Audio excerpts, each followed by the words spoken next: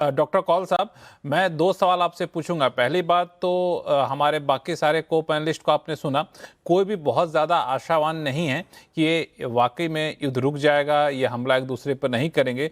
और दूसरा कि 28 फरवरी को जब हमला किया था ईरान के ऊपर, तो उसके बाद 3 मार्च को ही कुछ ही दिन 2-3 दिन बाद अमेरिकी राष्ट्रपति ट्रंप ने खुलेआम तौर पे कहा था कि हमारा ये ऑपरेशन बहुत सक्सेसफुल रहा।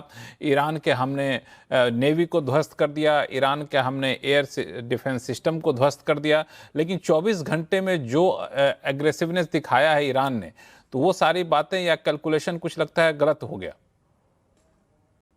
नमस्कार, thank you for having me on the show. और आप सब पैनलिस्ट को भी नमस्कार। पहले तो मैं ये बताना चाहूंगा कि because of my consulting work in biotech and AI health care interface, हमें जियो और मैक्रो पे बहुत ज्यादा ध्यान देना पड़ता है, almost like every day few hours. पर मैं अप्रिशिएट करता हूँ आपके सब पैनलिस्ट ने जो इतना consigned like proper processed data दिया। हम लोग कंसल्टिंग में something similar we do. So I hats off to all of them. बहुत अच्छे पॉइंट सबने रेज किए। और जो सवाल आप मुझसे पूछ रहे हैं, मैं उस पे क्विकली आते हुए आपको ये बताता हूँ कि देखिए, जो ट्रम्प साहब ने कैलकुलेशन मार्च में किया था, उसका बेसिक एनालिसिस बहुत पहले से, यहाँ के अगर आप मीडिया देखें, अगर आप व्हाइट हाउस की इंफॉर्मेशन देखें और रीड बिटवीन द लाइंस करें, तो जब फील्ड मार्शल को यहाँ पे बुलाया गया था, बहुत इज्जत दी गई थी, तो उस टाइम से ही ईरान के ऊपर इस हमले की तैयारी हो रही थी। और पाकिस्तान क्योंकि उसके लेफ्ट फ्लैंक में है, उसे सिक्योर करने के लिए मोस्ट पावरफुल आर्मी उस कंट्री में जिसकी मदद लगेगी, उसे सिक्योर किया गया। लेकिन उसके बाद जो उन्होंने स्ट्रेटेजी बनाई, उसके ऊपर अमेरिकन मीडिया में भी बहुत बड़ा बैकलैश था। अगर आप यहाँ के रिटायर्ड आर्मी चीफ को सुने, पिछले 2 टर्म्स के अलग अलग, जो अभी लोगों ने रिजाइन किया है डिफेंस फोर्सेस से, इंटेलिजेंस से, अब तो तुलसी गबार्ड भी जा चुकी हैं, काफी लोगों ने रिजाइन किया। तो उनका main one of the biggest thing was कि देखिए, जो हमें इंटेल दी गई और जो हमें इंफॉर्मेशन दी गई और जो हमने प्रोसेसिंग की अलग अलग विभाग के, उनका ये मानना था कि ईरान के शीर्ष नेतृत्व को जब उड़ा देंगे, तो उसके बाद जो अंदर से लोग रिवोल्ट कर रहे हैं वो उठ खड़े होंगे। कहीं ना कहीं ये एक फॉल्ट नैरेटिव था, इसके अंदर कोई जोर नहीं था। और ये भी मानना जरूरी है कि आईआरजीसी एक आयरन फिस्ट से रूल करता है। हम लोग को यहाँ बोलना बहुत आसान है कि 40,000 लोग मर गए, कोई और कई लोग 2.5 से 3.5 लाख लोग प्रिजन में डाल दिए गए। ये एक ईरान की ओवरऑल पॉपुलेशन के लिए शायद उतना बड़ा नंबर नहीं है, लेकिन इससे भय बहुत कायम हुआ है वहां की पॉपुलेशन में। अभी भी रिजेंटमेंट है, हमारे कई मित्र ईरान से आते हैं।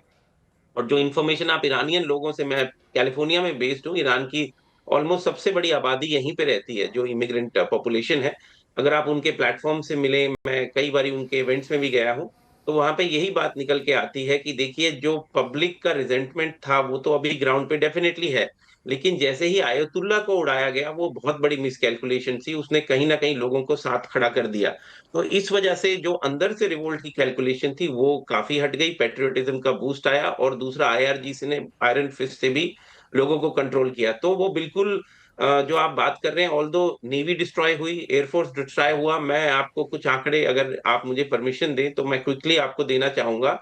आज की तारीख में, क्योंकि बिल्कुल, हम बिल्कुल। लोग रिपोर्ट कंपाइल करते हैं, हम्म। ईरान को ये वॉर तकरीबन 270 बिलियन कॉस्ट किया है। यूएस को 30 बिलियन से 100 बिलियन, डिपेंडिंग ऑफ किसकी नंबर्स देखें, और ग्लोबल इकोनॉमी को 500 बिलियन से 1 ट्रिलियन के अप्रोक्सीमेटली किया है। ईरान के अंदर इन्फ्लेशन बहुत बढ़ गई है, करेंसी उसकी वीक है, damage to energy, steel, industrial infrastructure, imports जो उसके हरमुज से जा रहे थे ब्लॉकेज के बाद काफी कम हुए हैं, और अनएम्प्लॉयमेंट, बिजनेस क्लोजर तो है ही। यूएस को डायरेक्ट मिलिट्री ऑपरेशन में तकरीबन 30 बिलियन, 35 बिलियन का हमारा वो हुआ है। और जो यूएस की हाउस होल्ड जनता है, उसने $100 बिलियन के नुकसान को इससे अब्सॉर्ब किया है। पर हाउस होल्ड इनकम तकरीबन $350 हर हाउस होल्ड इनकम को minimum age of 2 weeks old data absorb करना पड़ा, हम्म। महंगाई की वजह से। और कई इंडिपेंडेंट लोगों का ये मानना है कि फेडरल कॉस्ट तकरीबन 30 बिलियन की पड़ी। ग्लोबल इकोनॉमी को अगर आप पकड़े, हम्म। तो कंपनीज रिपोर्ट कर रही हैं कि तकरीबन तकरीबन 500 बिलियन से 1 ट्रिलियन के करीब का इस पे इन्फ्लक्स हुआ है। ये बहुत बड़े नंबर्स हैं। और अभी कुछ दिनों पहले अगर आप देख रहे हैं, पिछले 3 दिन से हमारा सेल ऑफ शुरू हो गया है यहाँ पे। उसका टॉप रीजनिंग हम ईरान और यूएस की वॉर की अनसर्टेनिटी मान रहे हैं। आपके पैनलिस्ट ने बहुत सही से बताया बहुत सारे रीजंस। एक जो स्टिकिंग पॉइंट है वो है न्यूक्लियर आईआरजीसी। न्यूक्लियर ईरान नहीं बोलूंगा मैं, न्यूक्लियर आईआरजीसी को कोई नहीं छोड़ेगा। ईरान के सामने जो अब नया उनको सोना दिख रहा है कि चुंगी वसूलना, उसको यहाँ पे शायद उस हद तक एक्सेप्ट नहीं किया जाएगा। तीसरा, जो उनके ऑफ ऑफ शूट्स हैं, टेरर ऑर्गेनाइजेशन, वही एक लेवरेज है ईरान के पास कंट्रोल करने के लिए आसपास के देशों को, वो नहीं मानेगा।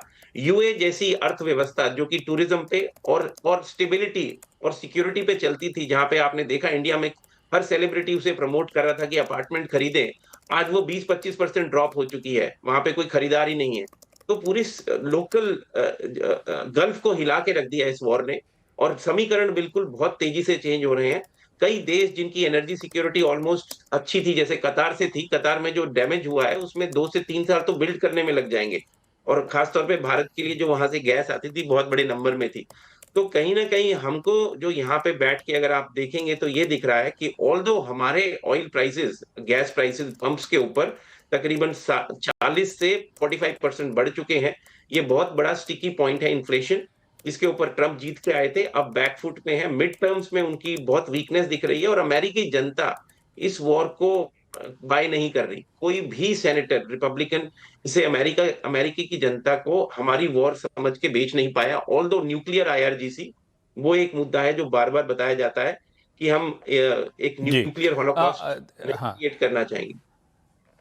बिल्कुल। दरअसल आप कह रहे हैं कि यहाँ की जनता, अमेरिका की जनता बिल्कुल इस वॉर को एक्सेप्ट नहीं कर पा रही है, इसको सपोर्ट नहीं कर पा रही है। सिर्फ एक ही चीज़ है कि न्यूक्लियर आईआरजीसी, इसको कोई छोड़ना नहीं चाहता। ये एक बड़ा स्टिकी पॉइंट है, और इस यही एक वजह है जिस पे बातचीत होते होते फेल होती चली गई। प्रोफेसर स्वर्ण सिंह साहब, न्यूक्लियर वाले मामले पर मुझे लगता है कि जब 28 फरवरी को ये पूरा युद्ध शुरू हुआ, उसके बाद से लेकर के अब तक जब जो स्थिति पहले ईरान की थी, ईरान ने अपने स्टांस में भी, अपने रुख में भी थोड़ी सी नरमी दिखाई है। बीच का रास्ता दिखता है कि हम न्यूक्लियर जो हमारे इनरिच यूरेनियम है उसको हम हटा सकते हैं, कहीं दूसरे देश पे ट्रांसफ़र कर सकते हैं, या फिर तीसरी एजेंसी के सामने हम इसको डिस्ट्रॉय कर सकते हैं। तो वो अब बहुत स्टिकी पॉइंट होगा, या फिर लगता है कि उसका रास्ता दिख जाएगा अब? लक्ष्मण जी, सबसे जो जटिल मुद्दा इस युद्ध में खासकर अमेरिका या राष्ट्रपति ट्रंप के लिए है, वो यही है उनकी धारणा कि उनको ये गारंटी करना है कि ईरान कभी भी परमाणु शस्त्र ना बना पाए। उसकी चिंता सबसे ज्यादा उनको है, क्योंकि नॉर्थ कोरिया का उदाहरण हमने देख लिया कि जब परमाणु अस्त्र किसी देश के पास होते हैं तो राष्ट्रपति ट्रंप को 3 बार उनसे शिखर वार्ता करने एशिया आना पड़ता है, जिसके नतीजे फिर भी कुछ नहीं निकलते हैं। इसलिए उस तरह की हालात बनने से उसको रोकना सबसे ज्यादा अमेरिका को लगता है कि जरूरी है कि परमाणु अस्त्र ना हो ईरान के पास। आपने ठीक कहा कि उसको लेकर थोड़ा लचीलापन तेहरान की तरफ से देखा गया है। अमेरिका कह रहा है कि अगले 20 साल तक आप एनरिचमेंट ना करें। ईरान ने कुछ संकेत दिया कि शायद 5 साल तक वो इस तरह का एनरिचमेंट करने पर रोक लगाने को शायद सहमति दे सकता है। वो इसलिए भी संभव है कि जितना उसके पास पहले से ही एनरिच्ड यूरेनियम है, जो 60% तक का एनरिच्ड है, उसको कम करके 3.67% लाने के बाद वो करीब 10 साल तक उसको फ्यूल नहीं चाहिए, वो अपने आप उसी को इस्तेमाल कर सकता है। हालांकि उसके परमाणु यंत्र तंत्र, जो उनके पावर जनरेशन है, वो कामयाब चलता भी है, नहीं चलता वो अलग बात है। तो ये सबसे बड़ा मुद्दा है अमेरिका के लिए, और उसका कोई सीधा रास्ता अभी तक सामने नहीं आया। और खासकर हम ये भी मानते हैं कि जब किसी भी राष्ट्र के पास ये परमाणु विज्ञान का जो ज्ञान आ जाता है तो उसको भुला नहीं सकते। वो तो याद रहेगा उसको, जब उसको जरूरत पड़ेगी तो वो कोशिश करेगा और बना पाएगा हथियार। जब उसको लगेगा कि उसका जो खामियाजा है वो उतना ज्यादा दर्दनाक नहीं है और उसके लिए ये विकल्प संभव है, तो वो करेगा उसको। पर एक चीज जो बहुत खास आज है कि ठीक है, राष्ट्रपति ट्रंप ने कहा कि मैंने इजराइल और ईरान दोनों को कहा कि युद्ध को रोक दें। उसके बाद हमने सुना कि जो वहां का आईआरजीसी की तरफ से कमेंट आया है तेहरान से कि हमने युद्ध रोक दिया है, पर यदि फिर से हम पर हमला होगा तो फिर से हम युद्ध करेंगे। तो एक तरह से लगता है कि संतुलन या कुछ संयम का एक संकेत मिला है। पर सबसे बड़ी समस्या ये है कि हर किसी खेमे से मैं थोड़ी सी इसमें जोड़ना चाहूंगा कि हर किसी खेमे से परिभाषाएं अलग अलग आ रही हैं। सबसे पहले हिजबुल्लाह कह रहा है कि हम तो जो युद्ध विराम हुआ है, बातचीत हुई है लेबनान इसराइल की, उसमें हम थे ही नहीं, हम उसको नहीं मानते हैं। ईरान कह रहा है कि यदि आप हिजबुल्लाह पे या बैरूत पर हमला करेंगे तो हमारा युद्ध वापस शामिल होगा। दो नए चीज ये हुए हैं कि हौदी अब कह रहे हैं कि ना हम केवल इसराइल पर हमला करेंगे बल्कि लाल सागर में जहाजों का आवागमन जाना भी हम रोक सकते हैं। और आखिरी बात, इराक में जो खुर्दिश लोग हैं, का वहां खुर्दिश पशमेरगा जो फोर्सेस हैं, उन पर भी दो ड्रोन गिरे हैं, उनके अपोजिशन के गुट वहां हैं, उन पर तो कई नए गुट उसमें अब शामिल आते हुए नजर आएंगे। उनका क्या सोच है, क्या इसके प्रति उनका रिएक्शन है, वो भी सामने नहीं आया। तो लगातार इसके नए पहलू खुलते हुए सामने आ रहे हैं जो आसान नहीं है।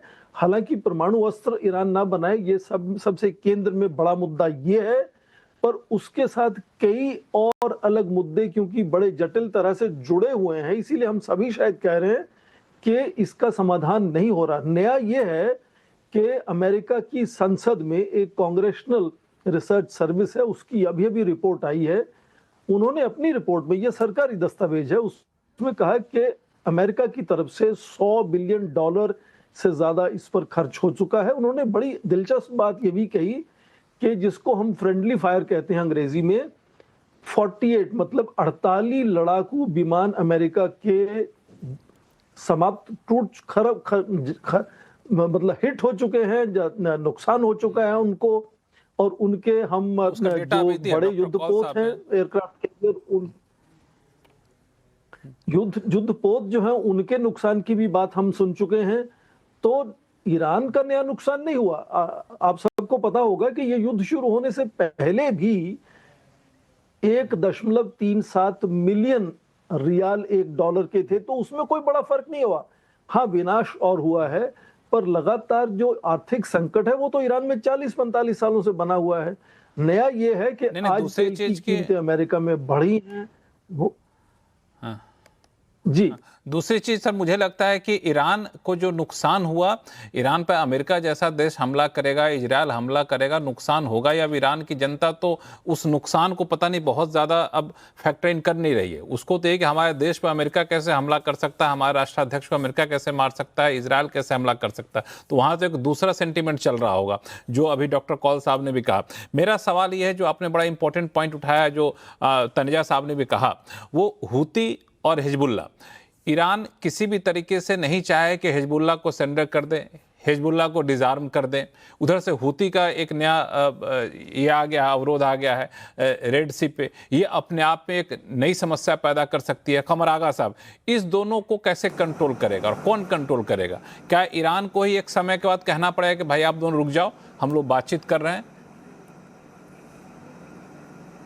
देखिए, ये बहुत पुराने मूवमेंट हैं। ईरान के रेवोल्यूशन से पहले से यहाँ पे इस तरह के मूवमेंट्स थे। हिजबुल्लाह से पहले वहाँ के ऊपर अमल मूवमेंट था जो लड़ाई लड़ रहा था इसराइल से। इसराइल ने 1982 में ये सब कब्ज़ा किया था, 2000 में भी किया था कब्ज़ा। उसके बाद हिजबुल्लाह आया, हिजबुल्लाह ने एक लंबी लड़ाई लड़ी और इसराइल को साउथ लेबनान से बाहर निकाला। फिर उसके बाद हूतियों का तो मूवमेंट 60s से चल रहा, अर्ली 60s से, जब इनकी वहाँ पे इमामत थी, वो जब से ख़त्म हुई। फिर उसके बाद जो 60s में इजिप्ट ने उनके ऊपर अटैक किया था और वहाँ के ऊपर विभाजन हुआ और वो ख़त्म हुआ। नॉर्थ कोरिया, नॉर्थ यमन और साउथ यमन का विभाजन हो गया। लेकिन ये मूवमेंट हमेशा दब जाता था, फिर इमर्ज कर जाता था। तो ये सोचना कि ईरान अगर उनसे कह देगा वो ख़त्म, देखिए जब तक ऑक्यूपेशन है ये मूवमेंट चलते रहेंगे। इनको मुझे नहीं लगता कि कोई ख़त्म कर पाएगा, ख़ासतौर से यहाँ। बल्कि आप अभी देखिएगा, बहुत जल्दी सीरिया के अंदर भी एक बहुत पावरफुल मूवमेंट इमर्ज हो रहा है, ख़ासतौर से गोलान हाइट्स को लेके और दूसरी जगहों पे जहाँ पे इजराइल का काफ़ी बड़ा कब्ज़ा है उन्होंने जो किया है। तो ये तो ईरान ने क्या किया है, ईरान ने इनको सेल्फ सफिशिएंट बना दिया। ईरान की आइडियोलॉजी ये रही है कि भाई ये ईरान की आइडियोलॉजी को भी ये सपोर्ट करने लगे जब से ईरान की रेवोल्यूशन आया और फिर इस्लामिक रेवोल्यूशन की, और दूसरी तरफ ईरान ने ये किया कि इनको के सेल्फ सफिशिएंट बना दो, इनको टेक्नोलॉजी दे दो ताकि ये डिपेंडेंट ना रहे आम सप्लाई के लिए। इनके पास टेक्नोलॉजी है, ये वो बनाते हैं, इनके पास स्मगलिंग से वेपन भी वो भी आ जाते हैं, रॉ मटेरियल वगैरह जिसकी ज़रूरत होती है। और साउथ यमन में तो बहुत बड़ा बेस है उनके पास, तो पहले से रशियन वेपन्स और रशियन के समय से इंडस्ट्री भी थी, आर्म्स इंडस्ट्री भी डेवलप है, तो उन्हीं ने और अच्छे वेपन सिस्टम भी अपने डेवलप किए, उनको फर्दर किया।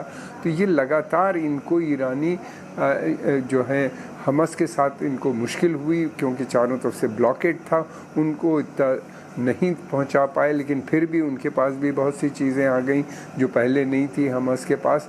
तो इस तरीके से इन्हीं ने ये ईरान ने बड़े लंबे समय के लिए इनको खड़ा किया है। और मैं नहीं ईरान एक समय में चाहता था कि हूती जो है लाल सागर को खोल दें, लेकिन हूती नहीं माने, हूतियों ने कहा कि हम नहीं मानेंगे अभी। तो ये मूवमेंट को ख़त्म करना या IRGC को ये कहना आसान है, ये इतनी पावरफुल फोर्स है और रिलीजियसली भी मोटिवेटेड है, 8-10 लाख लोग हैं, इनको कहाँ से हटा सकते हैं। फिर ईरान के अंदर इतनी ज़्यादा नेशनलिज्म है, जो लोग ईरान में इस रिजीम के ख़िलाफ़ थे वो सब अब खड़े हो गए हैं रिजीम के साथ। वो ये कहते हैं कि भाई जब देश नहीं बचेगा तो रिजीम कहाँ से की लड़ाई लड़ी जाए, पहले देश को बचाओ फिर रिजीम की लड़ाई तो बात की बात है। मैं कल ही देख रहा था, एक यंग लड़की वेस्टर्न अटायर में कैप वैप लगाए कह रही थी कि मुझे तो मैं इस रिजीम के बिल्कुल ख़िलाफ़ थी, लेकिन अगर मुझे गन मिल जाए तो मैं इनसे लड़ूंगा, और लड़कियां बहुत अच्छी तरह से लड़ सकती हैं लड़कों की तरह। ये फीलिंग वहाँ पे आ चुकी है। अकेला पर्शियन देश है पूरी दुनिया में और उनको बहुत नाज है, बहुत वो है अपनी सभ्यता के ऊपर। ये आसानी से सरेंडर करने वाले लोग नहीं। 8 साल सद्दाम हुसैन के साथ लड़ाई लड़ी, उस समय तो इनके पास आर्मी भी नहीं थी।